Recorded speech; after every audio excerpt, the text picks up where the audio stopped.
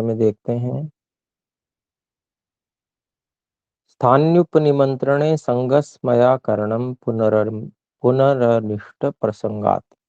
ये 51वां सूत्र है और इसमें हम बात कर चुके थे कि 4 प्रकार के योगी होते हैं। प्राथम कल्पिक, मधुभूमिक, प्रज्ञा ज्योति और अतिक्रांत भावनीय। इनमें से जो जिनकी पतित होने की अधिक संभावना होती है वो मधुभूमिक होते हैं। प्राथम कल्पिक तो अभी खड़े ही नहीं हुए, तो उनका गिरने का प्रश्न नहीं उठता। जिनको अभी नई नई ऋतंभरा प्रज्ञा प्राप्त होती है, वस्तुओं को वो ठीक से देखना शुरू कर देते हैं।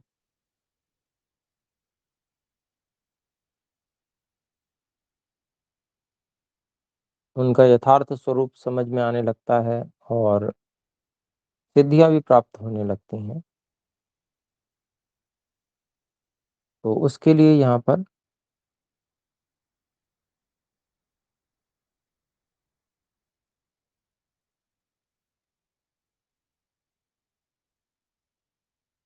सावधान रहने का निर्देश है।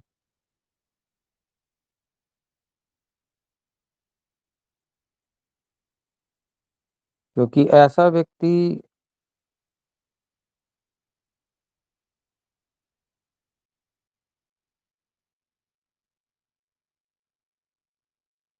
कभी-कभी प्रदर्शन भी कर देता है अपनी सिद्धि का, जो कि अन्यों के लिए बड़ी आश्चर्यजनक होती है। तो जिनके लिए वह आश्चर्यजनक होती है, वे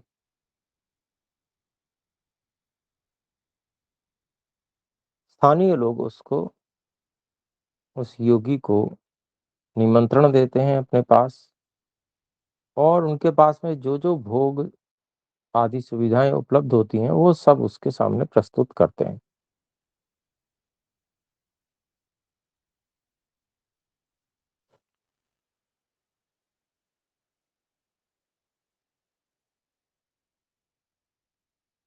तब उसको किस प्रकार से सोचना चाहिए, ये बताते हुए महर्षि व्यास जी कहते हैं कि वो जो सब प्रकार की उत्तम-उत्तम भोग सामग्री उसके सामने उपस्थित कर देते हैं, जो निमंत्रण जिन्होंने दिया ऐसे लोगों ने,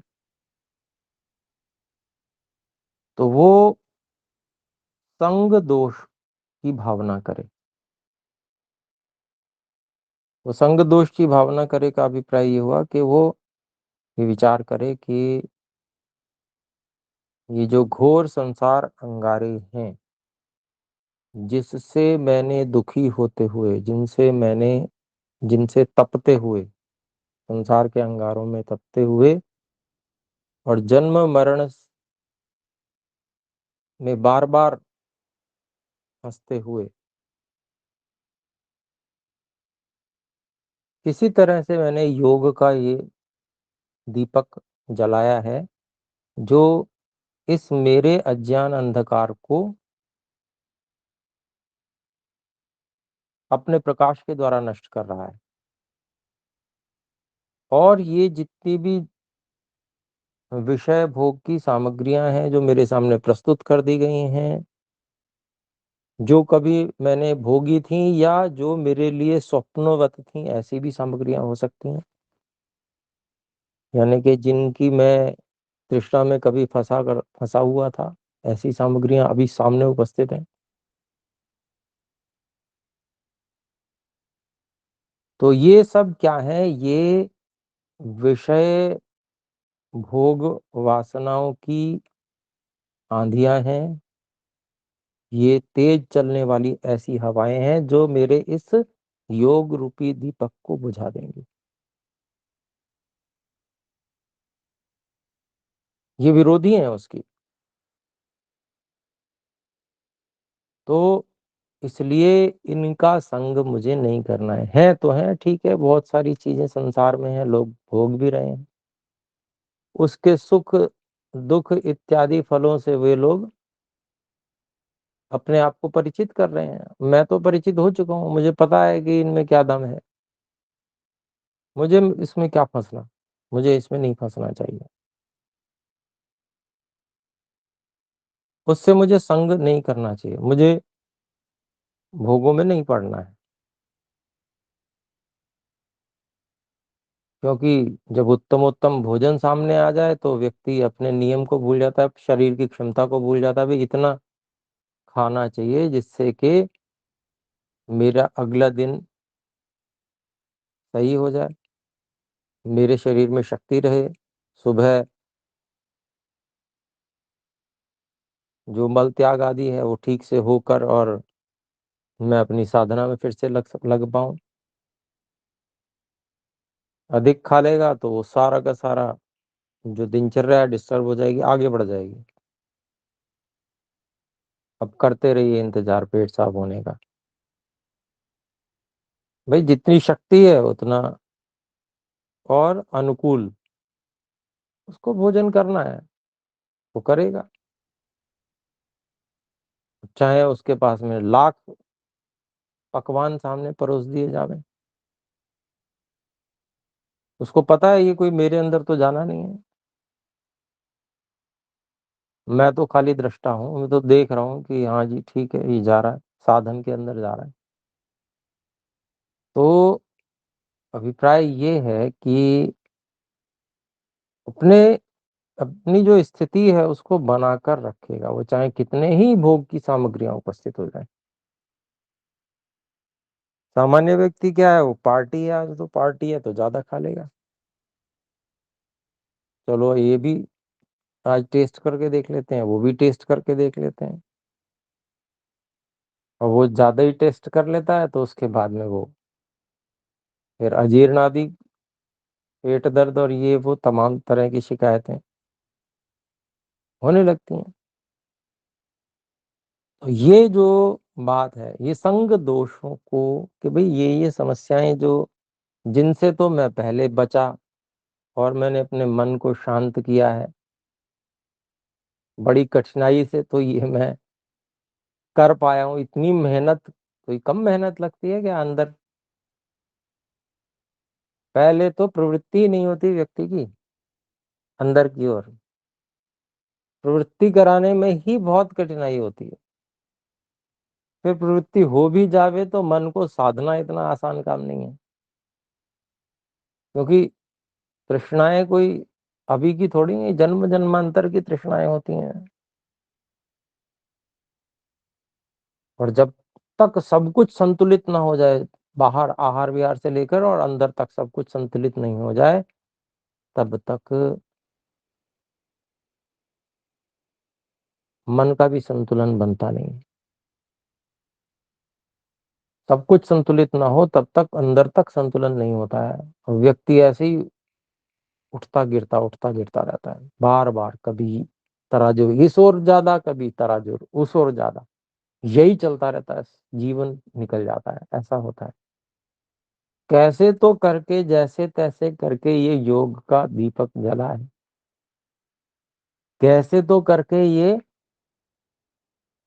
मुझे ज्ञान होना प्रारंभ हुआ है जैसे ये तो ऐसा अनमोल है कि इसकी तो कोई कीमत या कोई ऐसा हो ही नहीं सकता है। सारे संसार की पूरी धरती का साम्राज्य एक तरफ है और ये योग का दीपक एक तरफ है, तो भी ये भारी है। इसको तो प्राप्त करना ही अपने आप में ये तो दुर्लभ है। तो इसलिए इसके चक्कर में नहीं फँसना है। ऐसा यहाँ पर इस व्यक्ति को विचार करना चाहिए, ऐसा यहाँ पर ये बता रहे हैं महर्षि व्यास जी।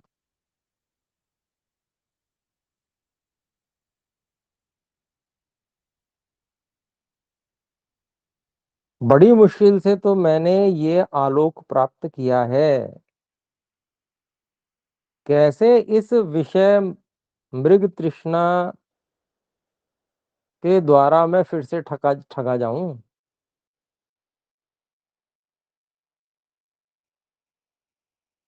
अर्थात ठगा जाने का मतलब ये है कि जो जितना मूल्य जिसका नहीं है, उतने मूल्य को चुकाकर कोई चीज़ प्राप्त करना, यही तो ठगा जाना है। किसी ने ठग लिया, कैसे ठग लिया कि भई मूल्य तो इसका ₹5 था, ले लिए इसने ₹1000 और ₹1000 दे के हमने और कोई चीज़ ले ली। ये ठगा ठगा गया ना, ऐसे ही है ये कि जो चीज़ एकदम अनमोल है, मतलब ये तो किसी को प्राप्त ही नहीं होती है, वो मुझे अब प्राप्त हो गई है, उसको मैं छोड़कर और इन विषय मृग तृष्णा को फिर से प्राप्त कर लूँ, तो ये तो ठगा जाना ही हुआ ना। तो कैसे मैं ठगा जाऊँ ये, और कैसे मैं फिर से इन संसार के अंगारों में, जो जलती हुई भट्टी है, कैसे अपने आप को ईंधन बना दूँ इसका। ये शब्द हैं लिखे हुए इसमें। प्रदीप्तस्य संसार आग्नेयः आत्मानम् ईंधनी कुर्याम इति। मैं कैसे अपने आप को ईंधन बना दूं इस संसार के अंगारों में। कितनी जबरदस्त बात लिखी है, जिसके लिए हम बाकी सब लोग जो है तृष्णा से युक्त हो रहे हैं कि भाई ये मुझे मिल जाए, वो मुझे मिल जाए। इसको क्या लग रहा है, वो योगी को वो लग रहा है कि ये भयंकर संसार के घोर अंगारे हैं, जलते हुए भयंकर भट्टी है, इसमें मैं अपने आप को कैसे झोंक दूं। कितना देखिए अंतर है। किसी व्यक्ति को वही चीज ऐसी लग रही है कि हाय मुझे मिल जाए, हाय मुझे मिल जाए, और किसी व्यक्ति को वो ऐसा लग रहा है कि ये तो भयंकर भट्टी है, इसमें कैसे मैं मुझे बाहर रहना है, इससे मुझे नहीं इसके अंदर घुसना, कैसे मैं अपने आप को इसका ईंधन बना दूं। कितना बड़ा अंतर है देखें, बहुत बड़ा अंतर। तो ये जो विषय सुख है संसार में विभिन्न प्रकार के, जो प्रस्तुत कर दिए गए हैं इस योगी के सामने, ये उस बल्कि उस ऋतंभरा प्रज्ञा को यहाँ भी लगाकर रखना चाहिए, जिससे कि सही सही उसका विवेचन, ठीक ठीक सत्य सत्य ज्ञान होता रहे। पूर्व मतलब अभिप्राय यह है कि पूर्व संस्कारों से अभिभूत दबना नहीं है, क्योंकि ये ऋतंभरा प्रज्ञा भले ही प्राप्त हो गई है, लेकिन गुरु संस्कार भी विद्यमान है, वो अभी दबदबीज भाव तक नहीं पहुंचे हैं। यथार्थ दिखना प्रारंभ हो गया है, लेकिन पूर्व संस्कारों का दबाव भी अभी शेष है, वो भी अभी अभी अपना प्रभाव दिखाते हैं इसको। तो उन संस्कारों के प्रभाव में चले नहीं जाना है। ये जो नए ऋतंभरा प्रज्ञा के संस्कार हैं, इनको ही ऊपर रखना है।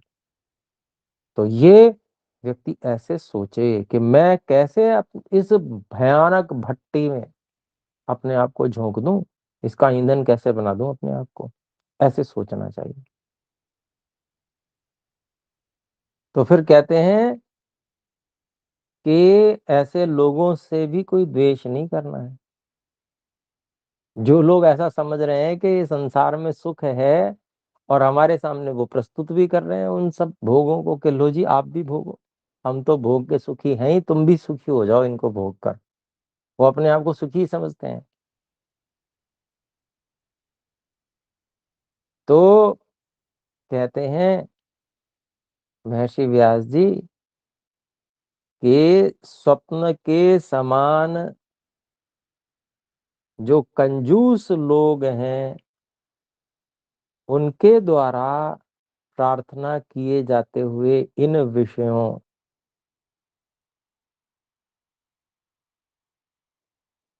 और उन सब लोगों का कल्याण हो, स्वस्ति तुम्हारा कल्याण हो।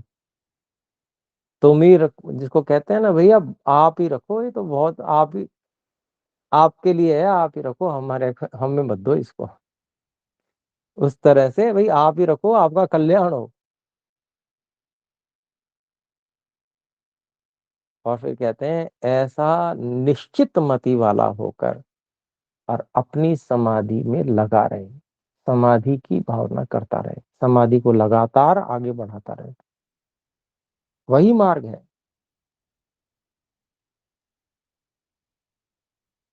तृष्णा मन में हो तो मन स्थिर कभी हो ही नहीं सकता। कैसे तो इन तृष्णाओं के रहते हुए तृष्णा के दग्धबीज तो हुए नहीं, इनको कमजोर करके प्रतिपक्ष भावना से पीट पीट कर जैसे तैसे इनका विरोध करके बड़ी मेहनत करके तो तृष्णाओं से थोड़ा छुटकारा पाया और मन को स्थिर किया, और फिर उसी में पूरी उसी स्थिति में पहुंच जाए क्या? बस ये तुलना करना है। तो जिन लोगों को ये स्थिति ही प्राप्त नहीं हुई है तो पहले तो इसके लिए वो जो पुरुषार्थ आवश्यक है वो प्राप्त करके पहले मधु भूमि की स्थिति में आए, प्रथम कल्पिक से। हम सब लोग तो प्रथम कल्पिक में ही आते हैं, अभी मधु भूमिक में आना है अपने लोगों को। तो इसलिए यहां से ही शिक्षा ये भी लेनी है अपने लोगों को कि ये जो जिन विषय भोगों को हम बड़ा अच्छा समझ रहे हैं ये वास्तव में इतने चाहने योग्य नहीं है। ये तो मन को चंचल कर रहे हैं, मन बहुत अधिक चंचल हो जा रहा है जिसके कारण से हम एकाग्र नहीं हो पा रहे हैं, स्थिर नहीं कर पा रहे हैं मन को। तो इनसे हमें बाहर निकलना है, ये प्रेरणा लेने योग्य है। और समाधि के लिए प्रयास करना है, उसमें लिए उसके लिए समय निकालना है, समय लगाना है उसमें। जब उद्देश्य बन जाएगा कि हाँ हमको ऐसी स्थिति में आना है और इससे लाभ भी बहुत अधिक है, और इसको टालते रहते हैं हम कि चलो अभी ये काम जो है ना ये सामने वाला इसको निपटा ले उसके बाद में ये कर लेंगे। समय तो निकलता जाएगा जा रहा है, क्या स्थिति कहाँ पर कितने वर्षों के अपने लोग हो भी चुके हैं, ये तो समय निकलता ही जाएगा, पहले करने योग्य काम को हम टालते चले जा रहे हैं। अरे एक बार इसमें लग जाएंगे पूरी तरह से, और भले ही थोड़ा समय लगेगा लेकिन एक बार हो गया फिर तो आगे के कार्य बड़े सब आसान हो जाएंगे। एकाग्र कोई भी एकाग्र व्यक्ति, ये तो सबको स्वीकार्य है, जो एकाग्र होगा वो निश्चित रूप से सभी कामों में अधिक सफल होगा। तो उसी एकाग्रता को प्राप्त करने के लिए, उसी समाधि को प्राप्त करने के लिए प्रयास नहीं है, जोर नहीं है, उसको प्राथमिकता भी नहीं दे रहे। बाकी इधर उधर के कामों को प्राथमिकता देकर इसको अभी साइड में रखा हुआ है, ये स्थिति होती है हम लोगों के साथ में।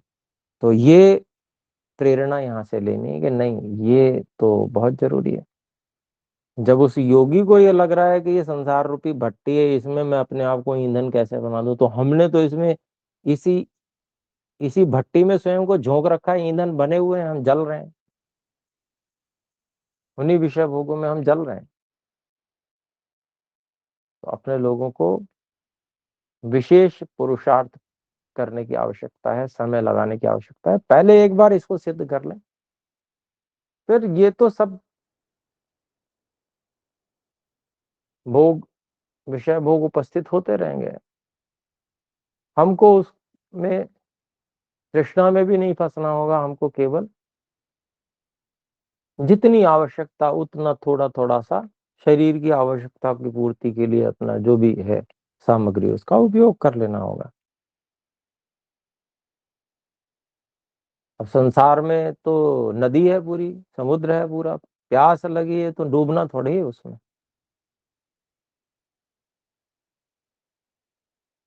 डूबने से तो अधिक कष्ट होगा ना, मृत्यु का कष्ट होगा, वो नहीं करना है। ऐसे ही शरीर के लिए आवश्यकता है, ठीक है, सामग्रियां बहुत सारी हैं, जितनी आवश्यकता है उतने का सेवन, और आवश्यकता निर्धारित होती है शरीर के अग्नि बल आदि के अनुसार।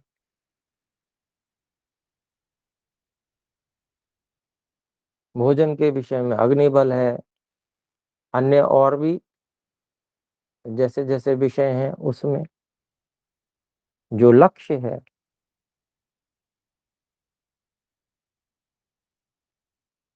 वह निर्धारक बनता है, निर्धारित करने वाला बनता है कि क्या, कितना हमें ग्रहण करना है विषय।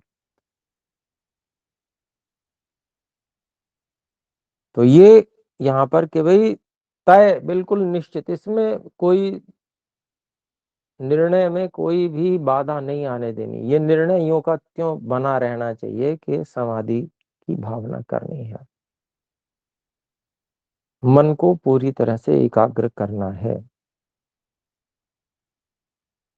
ये लक्ष्य, इसमें कोई परिवर्तन नहीं आना चाहिए। इसकी प्रमुखता में ढील बिल्कुल भी नहीं होनी चाहिए। ये यहाँ पर प्रेरणा महर्षि व्यास जी उस मधुभूमिक को, जिस जो ऋतंभरा प्रज्ञा वाला है, ऐसे योगी को सुझाव दे रहे हैं। फिर कहते हैं संग न करके भी, संगम अकृत्वा, संग न करके भी अभिमान भी न करें। भाई चलो संग तो नहीं किया, फिर अपने आप को बड़ा ऊंचा समझने लगा, दूसरों को कीड़ा मकोड़ा, एक बेकार जिंदगी जी रहे हैं, कैसे लोग हैं, ऐसे घृणा की दृष्टि से देखने लगता है सब लोगों को, अभिमान में आ जाता है।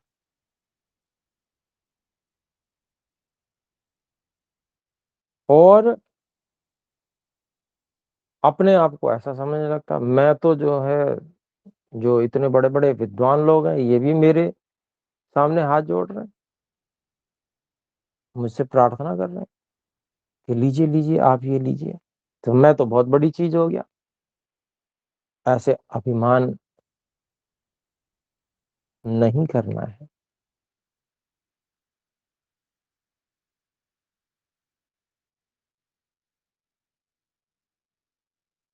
तो इसका वो बताया, इसका परिणाम क्या होगा अगर अभिमान के द्वारा पकड़ लिए गए, तो क्या होगा। अभिमान के द्वारा पकड़े हुए व्यक्ति, अपने आप को कुछ और ही मानने वाला,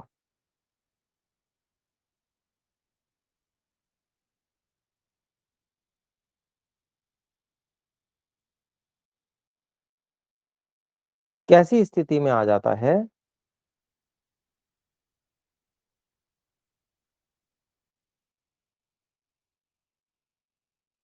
वैसे ही जैसे मृत्यु जो है वो किसी का बाल पकड़कर घसीट कर और खींचती चली जाती है। मौत आती है तो व्यक्ति फिर उसका बस नहीं चलता, ऐसी स्थिति हो जाएगी इस व्यक्ति की भी। जैसे मौत खींच के ले जाती है व्यक्ति को, तो वो फिर बच नहीं पाता है व्यक्ति। ऐसे ही अभिमान भी इसकी समाधि को खंडित कर देगा, समाधि लगने ही नहीं देगा अभिमान। बहुत बड़ा उदाहरण दिया, मृत्यु का उदाहरण दिया। मृत्यु जैसे बाल को पकड़ के खींच के ले जाती है, मतलब बहुत कष्ट देती है। मरने में भी कोई आसान काम है मर जाना।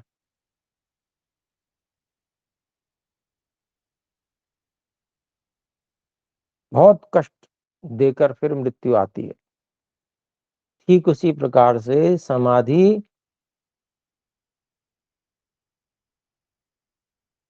करने के लिए प्रयास करेगा, लेकिन ये अभिमान उसकी जैसे बाल पकड़ के पीछे से खींचता रहेगा। बहुत कष्ट देगा ये अभिमान इसको, और ये समाधि नहीं लगा पाएंगे। समाधि से दूर खींच के ले जाएगा वो अभिमान।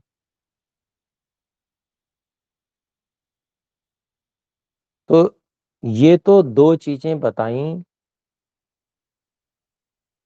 महर्षि पतंजलि जी ने,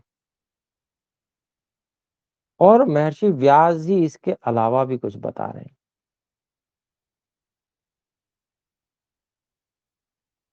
तीसरी चीज एक और बता रहे हैं, ये भी बहुत ही भयानक शत्रु है और ये तो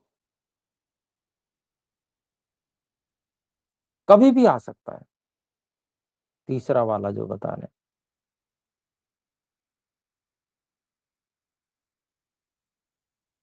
अभिमान के विषय में तो ये बता दिया कि अभिमान मतलब आगे नहीं बढ़ने देगा।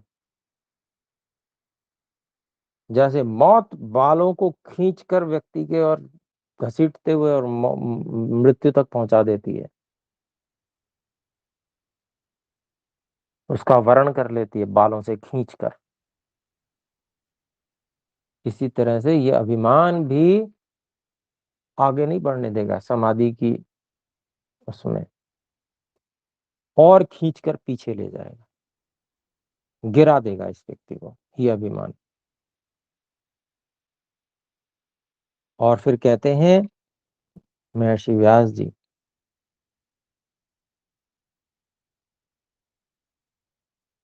कि इस योगी की कमियों को और छिद्रों को चाहने वाला प्रमाद है, लापरवाही है। जैसे कोई गिद्ध होता है, कौवा होता है, वो क्या है, जरा सी चोट किसी की दिख जावे वो वहीं पर चोंच मारते हैं, जहां से उधड़ा होता है ना वहीं पर चोंच मारते हैं। इसी तरह से ये प्रमाद भी है। जरा सा जरा सी कमी हमारी मिल जाए बस ये प्रमाद वहीं से घुस जाता है, लापरवाही वहीं से घुस जाती है।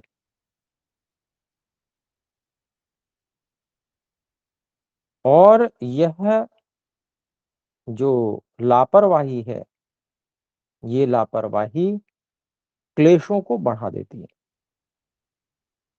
क्लेश उभार देती है। क्लेश उभर जाएंगे तो समाधि नहीं लगेगी। इन्हीं क्लेशों को तो दबाया था, दबाकर और फिर ऋतंभरा प्रज्ञा को प्राप्त किया, एकाग्रता को प्राप्त किया।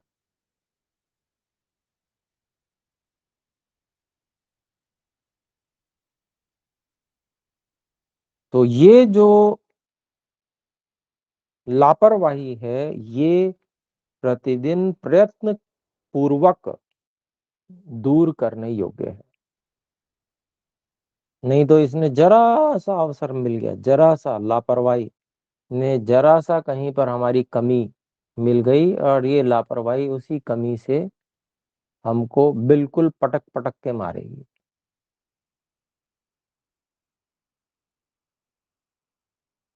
अर्थात क्लेश इतने भयानक हैं कि वो क्लेश हमको धर लेंगे अच्छे से, और फिर हम समाधि नहीं लगा पाएंगे, ये अभिप्राय।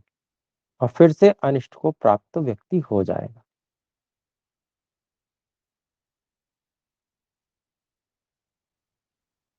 तो इस प्रकार से विषयों का संग न करने वाला और अभिमान न करने वाला, लापरवाही न करने वाला जो योगी है, उसकी जो समाधि है वो दृढ़ हो जाएगी, क्योंकि अभ्यास का समय है ना उसका। तो अगर उसने उसका और अधिक अभ्यास नहीं किया समाधि का तो वो दृढ़ अवस्था में नहीं पहुंचेगी, फिर वो बार बार गिरेगा। इन तीन चीजों से बचना है, विषयों का संग नहीं करना है, अभिमान भी नहीं करना है, और लापरवाही भी नहीं करनी है। ये यहाँ पर बहुत जबरदस्त बातें ऋषियों ने बताई हैं, जो कि किसी भी व्यक्ति को अपने लक्ष्य से भटकाने के लिए बहुत होती हैं। और इनसे यदि सावधान हो जाए व्यक्ति तो अपने लक्ष्य को जल्दी ही प्राप्त कर लेता है व्यक्ति। फिर 52वें सूत्र पे हम आ गए।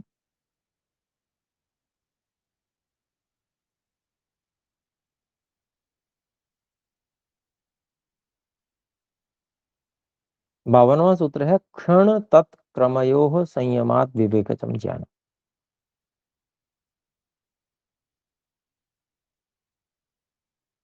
क्षण समय की सबसे छोटी इकाई हम मान सकते हैं।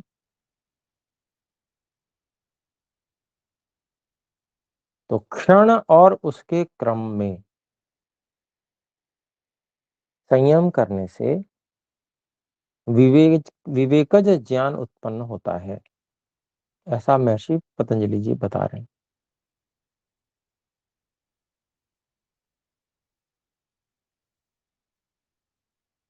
इसका विवेकज ज्ञान क्या होता है वगैरह सभी चीजें अभी भाष्य में महर्षि व्यास जी बता रहे हैं।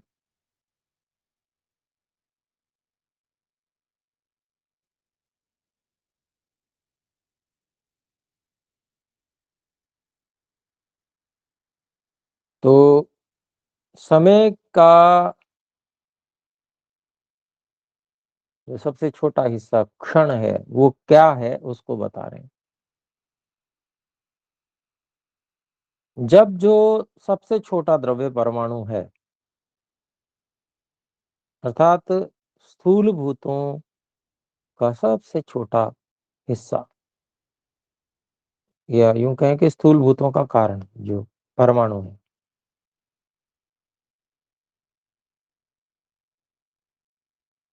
स्थूल भूतों का सबसे छोटा भाग वो क्या है, उसको कारण भी कह सकते हैं। उन्हीं उसी से सारा स्थूल भूत आदि बने हैं, तो वो है परमाणु। ऐसे ही जब जो काल का सबसे छोटा भाग है, जिससे जुड़ जुड़ कर लंबा काल बन गया, समय बन गया लंबा, उसको क्षण कहते हैं, ऐसा कह लें। या परमाणु जब जैसे चलता है, जो सबसे छोटा द्रव्य परमाणु है वो जब चलता है तो वो जितनी देर में पलटी खाता है, मतलब आगे एक बार बढ़ गया, जितना उसका साइज है उतना ही आगे बढ़ गया, ये मतलब हुआ। जैसे मान लीजिए कोई वस्तु 1 इंच की है, तो जिस स्थान पर वो है उस स्थान से आगे बढ़ी हुई कब मानी जाएगी, जब वो पूरी 1 इंच सरक जाएगी।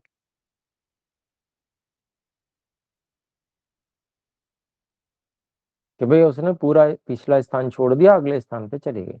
तो ऐसे ही परमाणु पिछले स्थान को, अपने पिछले स्थान को छोड़कर अगले स्थान पे पहुंच गया। तो वही जितना छोटा परमाणु था, उस परमाणु वो परमाणु जिस स्थान पे था उस स्थान को पूरा का पूरा छोड़ के अगले स्थान पे पहुंच गया, मतलब उसी साइज के बराबर वो आगे पहुंच गया। इतना समय परमाणु को चलने में लगता है, जितना समय लगता है परमाणु को चलने में, इतना अपने स्थान को छोड़ने में जितना समय उसको लगता है और अगले स्थान पर पहुंचने में जितना समय लगता है परमाणु को, उसको एक क्षण कहते हैं, ऐसा भी कह सकते हैं।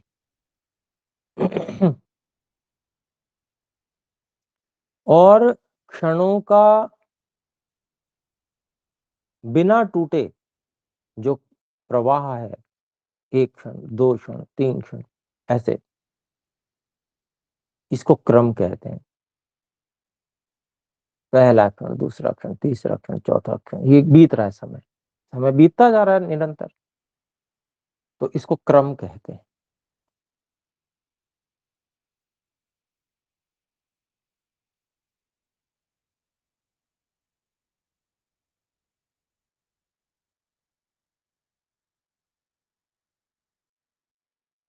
तो क्षण और उसका जो क्रम है,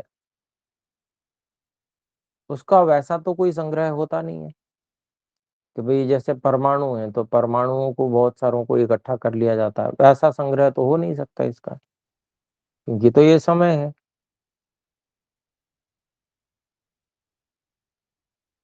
समय की सूक्ष्म इकाई है, इसलिए इसका कोई ऐसा संग्रह नहीं होता, लेकिन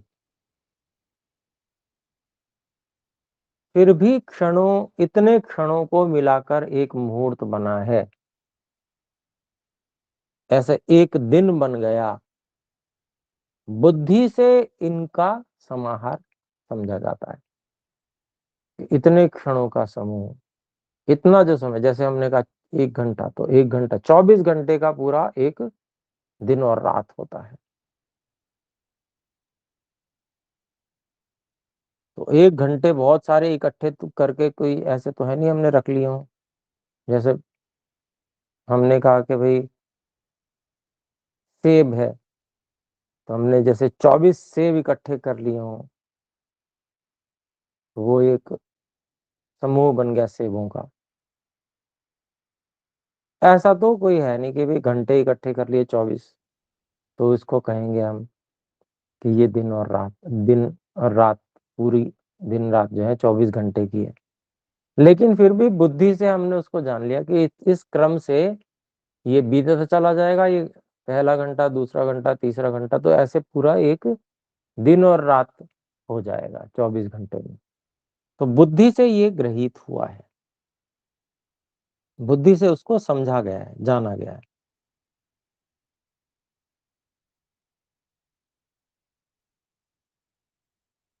तो ये जो वास्तविक नहीं है, वास्तविक का मतलब द्रव्य जैसा नहीं है।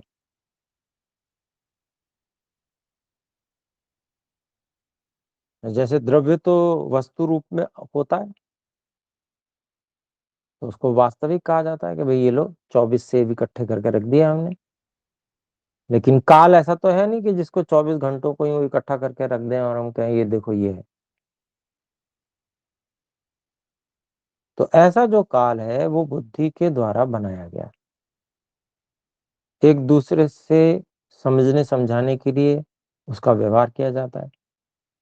और ये शब्द ज्ञान के आधार पर चलने वाला है। हमने तय कर लिया कि हम कहेंगे भाई एक दिन या एक दिन रात, तो बाकी सब आप भी समझते हैं, सभी लोग समझते हैं इस चीज को। शब्द के अनुसार हम क्या कह रहे हैं उसको समझ जा रहे हैं। तो ये शब्द के अनुसार चलने वाला है इसका व्यवहार।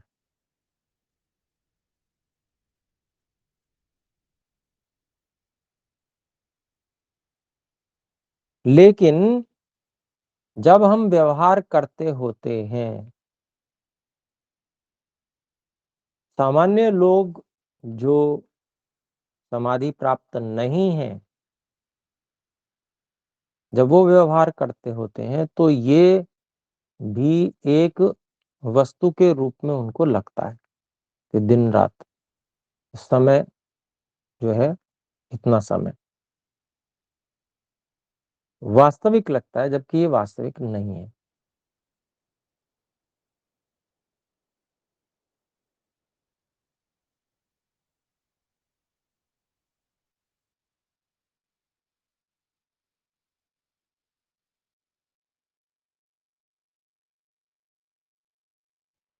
क्षण जो है वो तो परमाणु के विषय में है कि परमाणु एक अपना स्थान छोड़ के अगले स्थान पे पहुंचा, इतने समय को क्षण कहते हैं। तो ये तो हमारे सामने पूरी गणना है, और इसका क्रम भी हम समझ पा रहे हैं कि भाई ये क्रम इसका होता है। तो जो क्षणों का क्रम है उसका बिना बाधा के चलना, बढ़ते जाना, क्षणों को बिना बाधा के आगे बढ़ते चले जाना, यही उसका क्रम कहलाता है। और जो काल को जानने वाले योगी लोग हैं, उस क्षण के इस बाधा रहित एक के बाद एक के बाद एक के बाद एक के बाद जो क्रम है, योगीजन इसी को काल कहते हैं। दो क्षण कभी भी एक साथ नहीं होते। मतलब साथ का मतलब बराबर बराबर, साथ का मतलब एक के बाद एक, ये तो साथ हो गया।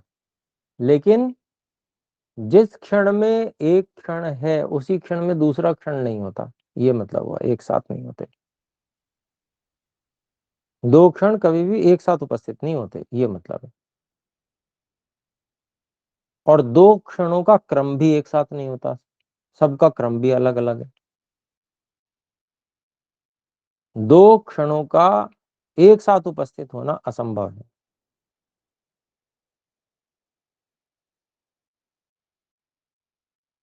तो पहले वाले क्षण से बाद वाले क्षण का जो बाधा रहित संबंध है, क्योंकि तुरंत पहले वाले क्षण के बाद तुरंत दूसरा क्षण आ गया, उसमें के बीच में कोई बाधा नहीं है। ये जो संबंध है दोनों क्षणों के बीच में, इसी को क्रम कहते हैं।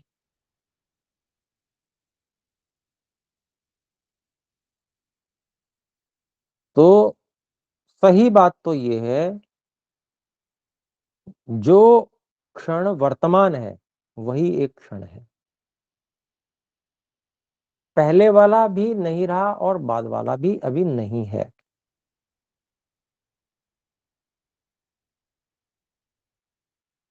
तो जो क्षण हम वर्तमान में देख रहे हैं, मतलब हर क्षण जो वर्तमान है, जो बीतता जा रहा है, वो समाप्त हो गया। और जो आगे आने वाला है वो अभी आया नहीं। तो ये जो क्षण हम जिस भी क्षण में हम है वही वर्तमान है। वो भले ही हर क्षण अगला होता चला जा रहा है, लेकिन वर्तमान में एक ही क्षण है, और वही वास्तविक है। जो ये क्षण है ना, जो ये क्षण, भले ही ये बीतता चला जा रहा है, लेकिन यही वास्तविक है।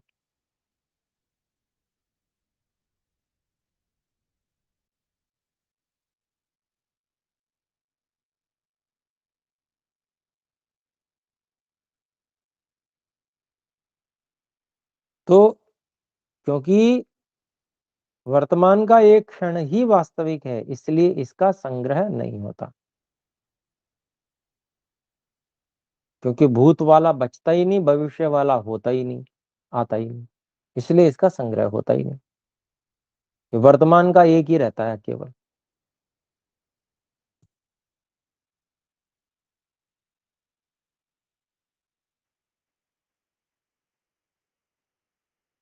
और जो भूतकाल में चला गया क्षण और जो भावी क्षण है,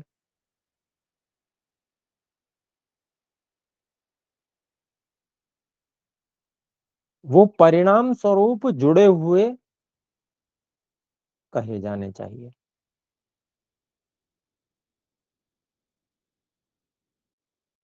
और जो ये वर्तमान क्षण है, इसी वर्तमान क्षण के द्वारा सारा का सारा संसार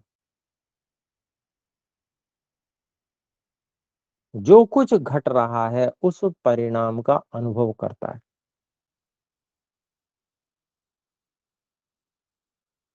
और जो घट रहा होता है वो परिणाम, उसका जो धर्म या उसका जो वो स्थिति होती है, वो इस वर्तमान क्षण पर ही आरूढ़ होती है।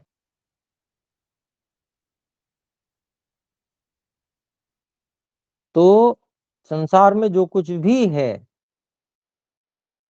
उसको जब योगी क्षण से और उसके क्रम में संयम से इनसे जोड़कर देखता है, तो क्षण और उसके क्रमों का साक्षात्कार होता है, उसकी समझ बन जाती है।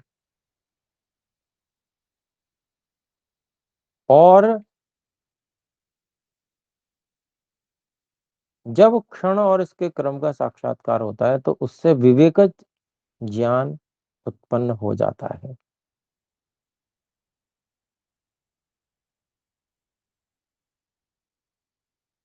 विवेकज ज्ञान का मतलब होता है एक ही क्षण में भूत और भविष्य दोनों को भी जान जाना, वर्तमान के साथ-साथ।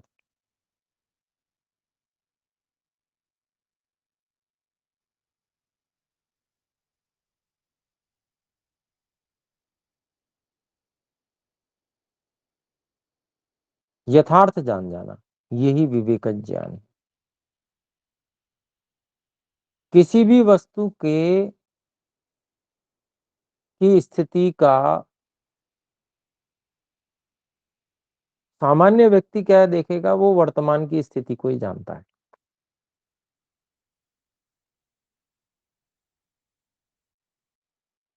जैसे एक व्यक्ति बड़ा सुंदर सा दिख रहा है, ये वर्तमान है उसका।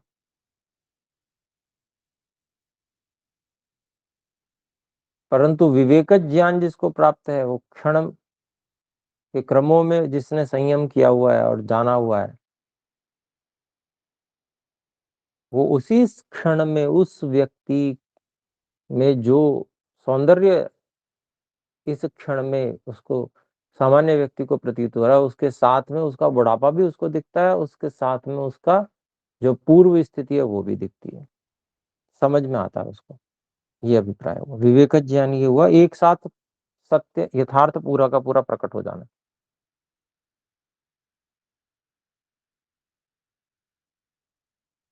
तो ये जो है सूत्र 52वां समाप्त हो गया है, और अगली कक्षा में हम 53वें सूत्र को समझने का प्रयास करेंगे। तो आइए एक बार ओम का उच्चारण करें।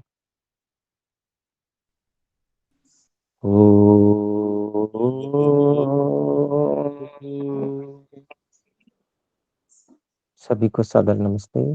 नमस्ते गुरुजी। नमस्ते जी। ओम।